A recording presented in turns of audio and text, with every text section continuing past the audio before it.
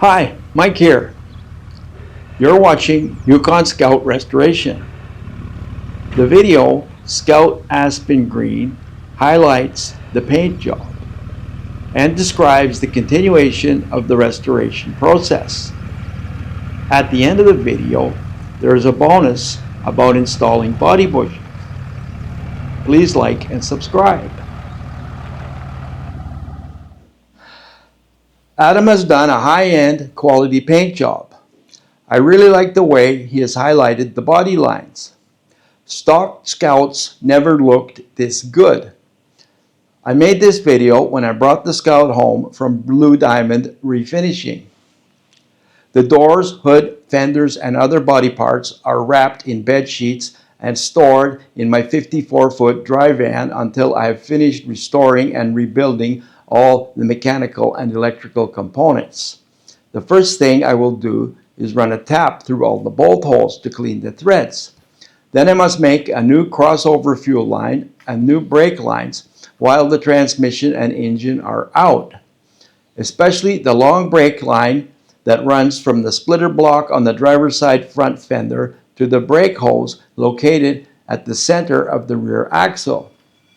I will install the dashboard, wiring harness, and steering column together as a unit before installing the roof. I will show this work in future videos, but first I must go back in time because I want to post my videos in the chronological order that they were filmed. The quality of my videos will improve as I learn videography. In January 2025, I will begin posting a video once a week. I hope you enjoy my series. This is the body bushing kit that I purchased from Scout Plus. Unfortunately, when I installed the bushings, I was not making videos. I think it's important to replace these bushings before doing any body work. First, I made sure that the body was straight and hadn't been tweaked in any way. Initially, I took a lot of measurements. Then I installed new hinges on the doors with the glass still in the doors because the weight can make a difference. The doors opened and closed perfectly. With the roof still on the Scout, I was able to see that the top of the doors were parallel to the roof and the bottom parallel to the rocker panels, and the gap was even all around the doors. This Scout is straight. Next, I removed all the nuts from the bolts that secure the body to the frame.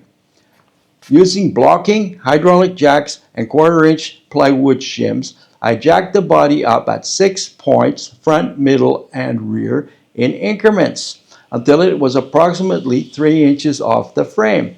Then I removed the old bolts and bushings and installed the new ones. Next, I jacked it down in increments before tightening the nylock nuts until they just started to squish the bushings. Note, the center bolts at the rear of the box are carriage bolts with IH stamped on them. I managed to salvage the old ones. This is a nice touch because the new bolts in the kit are hex head. Next week, I will publish my video, Bumper Restoration.